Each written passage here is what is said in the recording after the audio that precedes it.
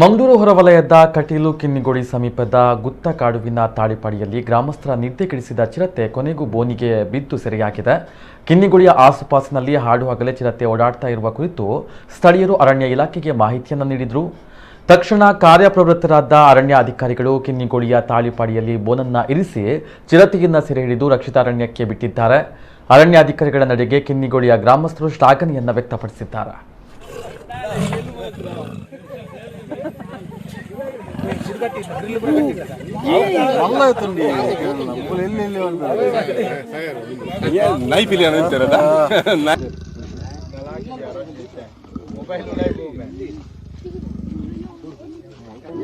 right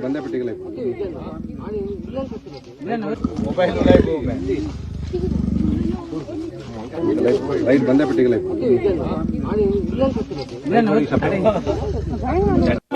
ಫೋಟೋನ hello ಏ ಕೈತಲ್ ಬರ್ಚೆ ಒಂಜಿ ಹಲೋ ಕಿನ್ನಿ ಬಂದಿದ್ದೀರ ಮೀದು ಮಲ್ಲ ಅದನ್ನು ಕಿನ್ನಿಯ